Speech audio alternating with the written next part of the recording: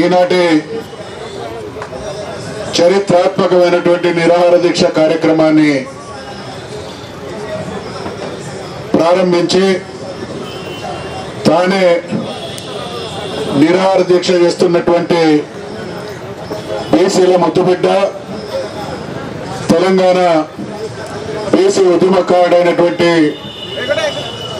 గౌరవనీయులు చిరకాల మిత్రులు అనేక సామాజిక రాజకీయ ఉద్యమాల్లో తనదైనటువంటి పాత్ర గడిచిన 4 దశాబ్దాలుగా పోషిస్తున్నటువంటి సోదరులు ఎర్రా సత్యనారాయణ గారు, గౌరవనీయులు పెద్దలు మాజీ మంత్రివర్యులు రాజేశం గౌడ్ గారు, గౌరవనీయులు సోదరులు నారగోని గారు, గౌరవనీయులు జైహింద్ గౌడ్ గారు, గౌరవనీయులు కమ్యూనిస్ట్ పార్టీ నాయకులు వెంకట స్వామి గారు, గౌరవనీయులు నాగర్దొడ్డి వెంకట్రాములు గారు, గౌరవనీయులు మధుబాబు గారు, గౌరవనీయులు గుజ్జా కృష్ణ గారు, నాతో పాటు కార్యక్రమానికి విచ్చేసినటువంటి వేదిక పైన ఉన్నటువంటి పెద్దలందరికీ, వేదిక ముందున్నటువంటి సోదరులందరికీ హృదయపూర్వకమైనటువంటి నమస్కారాలు తెలియజేస్తూ, మనమందరం నిజంగా ఇక్కడ ఉండేటువంటి ప్రతి బిడ్డ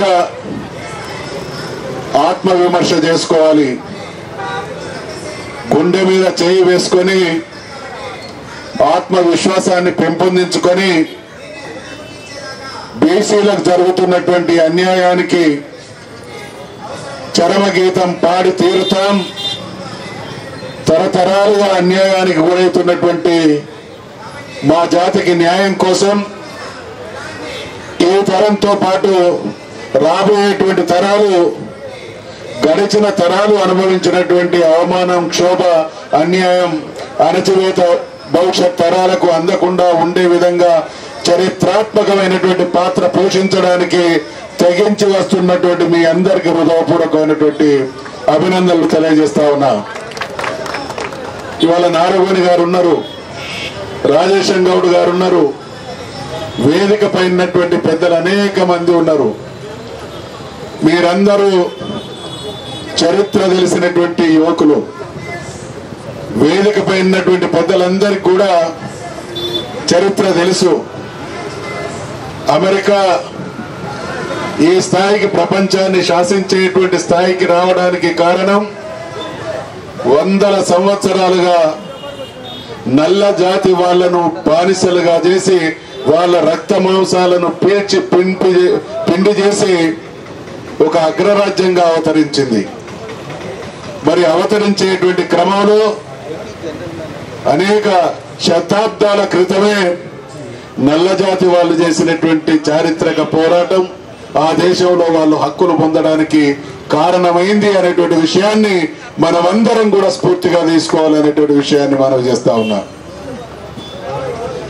దేశానికి స్వాతంత్రం రావడానికి కారణం జరిగినటువంటి చారిత్రాత్మకమైనటువంటి స్వాతంత్ర పోరాటం. తెలంగాణ రాష్ట్రం రావడానికి కారణం కేసీఆర్ గారి నాయకత్వాన మనమందరం చేసినటువంటి పోరాటమే కారణం. కాబట్టి ఈ దేశంలో అమెరికాలో ఉన్నటువంటి నీగ్రోలకు హక్కులు దక్కినాయన్నా, భారతదేశానికి స్వాతంత్రం బ్రిటిష్ వారి నుండి స్వాతంత్రం సంపాదించుకున్నామన్నా, తెలంగాణ రాష్ట్రాన్ని మన జాతి రాష్ట్రంగా సాధించుకున్నదన్నా, దీని వెనుక ఉన్నటువంటి మర్మం ఈ జాతులు చేసినటువంటి పోరాటమే అనేటువంటి విషయాన్ని మనం చేస్తా ఉన్నా. అందుకనే నాకు తెలిసి బహుశా ప్రపంచ దేశాలన్నీ భారతదేశం స్వాతంత్రం వచ్చింది 1947 ఆగస్టు 15 అని ప్రపంచ దేశాలన్నీ మనల్ని గౌరవిస్తూ ఉన్నాయి. మనం కూడా దేశానికి 1947 ఆగస్టు 15 స్వాతంత్రం వచ్చిందని సంబరాలు చేసుకుంటా ఉన్నాం. ఈ స్వాతంత్రం వచ్చిన తర్వాత గడచిన దాదాపు 80 సంవత్సరాల కాలంలో ఈ దేశంలో అధికార మార్పుడు జరిగిందే తప్ప ఆ అధికార మార్పిడిలో బీసీల భాగస్వామ్యం లేదు. అవకాశాల మార్పిడిలో ఈ ఒక్క సందర్భంలో కూడా బీసీలకు న్యాయం జరగలేదు. ఒక రాష్ట్రానికి సంబంధించినటువంటి చట్టసభకు ప్రతినిధిగా నేను ఈ దేశంలో ఉండేటువంటి పాలక వ్యవస్థల్ని ప్రశ్నిస్తా ఉన్నాం. ఈ దేశంలో ప్రజా ప్రాతినిధ్యం చట్టసభలకు అవకాశం లేనటువంటి, అది శాసనసభ కావచ్చు, పార్లమెంటు కావచ్చు, శాసనసభకు పార్లమెంటుకు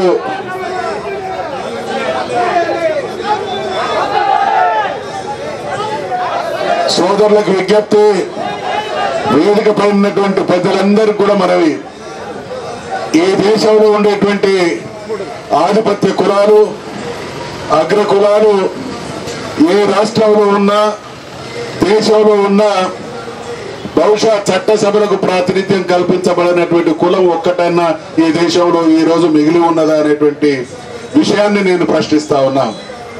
కారణం, ఒక రాష్ట్రంలోని చట్టసభకు నేను స్పీకర్ గా పనిచేసిన కాబట్టి దేశంలోని అనేక రాష్ట్రాల్లో జరుగుతున్నటువంటి రాజకీయ పరిణామాల్ని సింహావలోకనం చేసుకుంటే ఈ దేశంలో మెజార్టీగా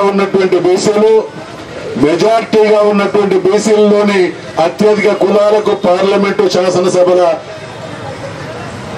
గేట్లు దాటేటువంటి అవకాశం కల్పించబడలేదు అని అంటే ముమ్మాటికి ఈ దేశ స్వాతంత్రానికి కారకులమైనటువంటి మనం రెండవ శ్రేణి పౌరులుగా మాత్రమే చూడబడతా ఉన్నాం. ఓట్లేసే రోబోలుగా మాత్రమే చూడబడతా ఉన్నాం.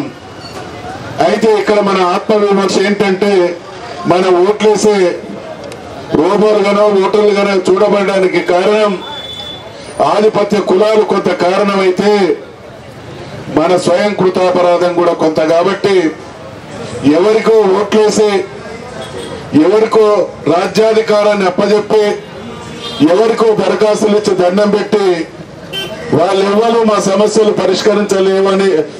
పరిష్కరించబడడం లేదనేటువంటి ఆవేదనతో ధర్నా చౌకులో ధర్నాలు చేసేటువంటి స్థితిలో మనం ఉన్నంత కప్ప అసలు కిటికైనటువంటి రాజ్యాధికారాన్ని మనం చేజిక్కించుకుంటే ఎదుటి వాళ్ళే మన దగ్గరకు వచ్చి దండాలు పెట్టి దరఖాస్తులు ఇస్తారనేటువంటి సూక్ష్మాన్ని గ్రహించలేకపోతున్నాం అనేటువంటి విషయాన్ని ఈ సందర్భంగా మీ అందరికీ కూడా మనవి చేస్తా ఉన్నాం. ఈరోజు ఎర్రా సత్యనారాయణ గారు ప్రారంభించినటువంటి ఈ దీక్ష ఖచ్చితంగా తెలంగాణలో ఉన్నటువంటి బీసీలతో పాటు యావత్ భారతదేశంలో ఉన్నటువంటి బీసీలను మేల్కొల్పడంలో ఒక పునాది రాయి కావాలనే విశ్వాసాన్ని మనవి చేస్తూ, బహుశా నాకున్నటువంటి అవగాహన మేరకు ప్రపంచంలో ఏ దేశంలోనైనా కూడా మైనారిటీలు వాళ్ళ హక్కుల కోసం ఆరాటపడతారు, పోరాటాలు చేస్తారు.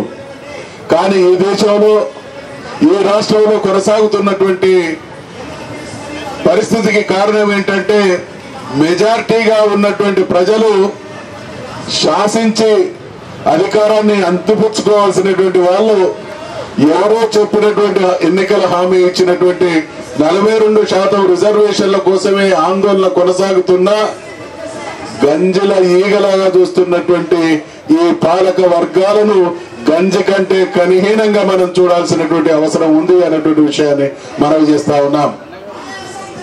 దేశానికి స్వాతంత్రం వచ్చింది, ఏ రోజు మనకు సముచితమైనటువంటి గౌరవం దక్కింది.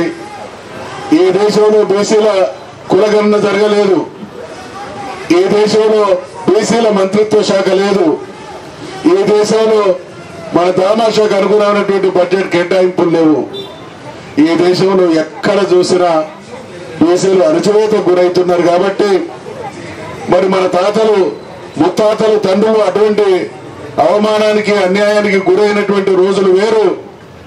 ఈ రోజున్నటువంటి చైతన్యవంతమైనటువంటి సమాజంలో బీసీలు కూడా ఎవరి దయాదాక్షిణ్యం మీద బ్రతికేటువంటి పరిస్థితులు లేనటువంటి ఈ సమాజంలో రాజ్యాధికారంలో మన వాటా మనం దక్కించుకున్నప్పుడు మాత్రమే అన్ని రకాలుగా న్యాయం జరుగుతుంది అనేటువంటి విషయాన్ని గ్రహించి కూడా మనం ఏకం కాగలేకపోవడం ఒక బలహీనత అయితే, మన బలహీనతల్ని ఇతరత్ర అనేక కారణాల ఆధారంగా నేను 40-45 సంవత్సరాలుగా రాజకీయాల్లో ఉన్నా, నాకు సంపూర్ణమైనటువంటి అవగాహన ఉంది.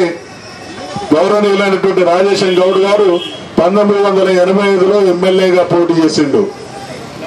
ఆయన బహుశా 85లో పోటీ చేసినప్పుడు ఒక ఎమ్మెల్యే కావడానికి ఆయన ₹1,00,000 ఖర్చు పెట్టి ఉండవచ్చు.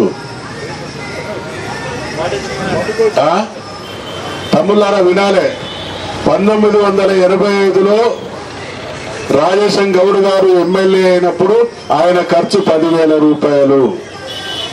ఈ దేశంలో బీసీలు రాజ్యాధికారంలోకి రాకుండా జరిగినటువంటి ఒక భయంకరమైన కుట్ర మనకు అర్థం కాకుండా జరుగుతున్నది ఏంటంటే, రాజ్యాధికారం చేపట్టినటువంటి ఆధిపత్య అగ్రకులాలు అధికారంతో పాటు సృష్టించబడినటువంటి సంపద అంతా కూడా వాళ్ళ దగ్గర కేంద్రీకృతమైనటువంటి కనబడనటువంటి కుట్ర కొనసాగింది. అందుకనే 60-70 సంవత్సరాల క్రితం ₹1,000 ఎమ్మెల్యే కాగలిగినటువంటి పరిస్థితి ఉంటే, ఈరోజు వాళ్ళు ఆధిపత్య కులాలు అధికారాన్ని చేపట్టి 75-80 సంవత్సరాల తర్వాత వాళ్ళకి తెలుసు, మనం అధికారం మనమే అనుభవిస్తున్నాం, సంపద మనమే అనుభవిస్తున్నాం. ఏదో ఒక రోజు 60% ఉన్నటువంటి బీసీల్లో ఆ చైతన్యం అర్థమై వాళ్ళు తిరగబడేటువంటి పరిస్థితులు వస్తే వాళ్ళను కొనే శక్తి కూడా మన దగ్గరే ఉండాలి, కొననంత ఎత్తుకు ఎన్నికలను తీసుకుపోవాలనేటువంటి కుట్ర చేసి ఇవాళ ఎన్నికల్లో గెలవాలంటే 50 కోట్లు ఖర్చు పెడితే తప్ప ఎన్నికలు గెలవలేనటువంటి పరిస్థితి వచ్చింది. కాబట్టి బీసీలు ఎంత మొత్తుకున్నా ఈ ₹50 కోట్ల ఖర్చు పెట్టేటువంటి స్థితిలో ఉండరు. శాశ్వతంగా రాజ్యాధికారం మా ఇంట లేదా మా సొంతం అనేటువంటి అహంకారంతో వాళ్ళు విర్రవీగుతా ఉంటే 100% ఉన్నటువంటి మనం ఇతరత్ర కులాలన్నీ కూడా 30% ఉన్నటువంటి ఇతర వర్గాల వారి సహకారం కూడా మనకు సంపూర్ణంగా ఉన్నటువంటి పరిస్థితులలో మనకు అన్యాయం జరుగుతున్నది అనేటువంటి విషయాన్ని ఇతరులు గౌరవించి మనతో సంఘీభావాన్ని వ్యక్తం చేస్తున్నటువంటి ఈ అవకాశాన్ని ఒక ఆయుధంగా మలుచుకొని పాలక వ్యవస్థల మీద ఒత్తిడి తెచ్చి 42% రిజర్వేషన్ మాత్రమే కాదు, రాబోయే రోజులలో మనమెంతో మనకంత వాటా దక్కేంత వరకు కూడా బీసీ జాతి చైతన్యంతో వ్యవహరించి బీసీ కులాల్లో ఉన్నటువంటి అన్ని వర్గాల వాళ్ళను అన్ని కులాలను వాళ్ళను కూడా రాజ్యాధికారంలో భాగస్వాములను చేసినప్పుడు మాత్రమే రాజ్యాంగం ఇచ్చినటువంటి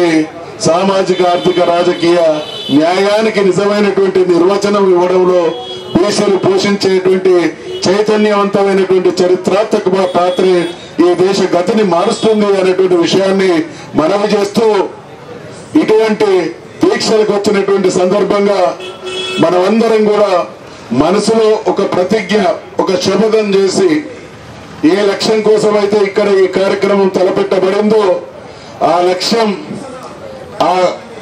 లక్ష్యాన్ని చేరేంత వరకు మేము దీనికి అంకితమై పనిచేస్తాం. విజయాన్ని సాధించి గతంలో జరిగినటువంటి అవమానానికి చర్మగీతం పాడి తీర్థం అనేటువంటి దీక్ష కంకరబద్దులు కావాల్సినటువంటి అవసరం ఉంది అనేటువంటి విషయాన్ని మనవి చేస్తూ ఈరోజు ఒకరోజు దీక్ష చేస్తున్నటువంటి సోదరులు సత్యనారాయణ గారి క్రెడిబిలిటీ గురించి అందరికీ తెలుసు.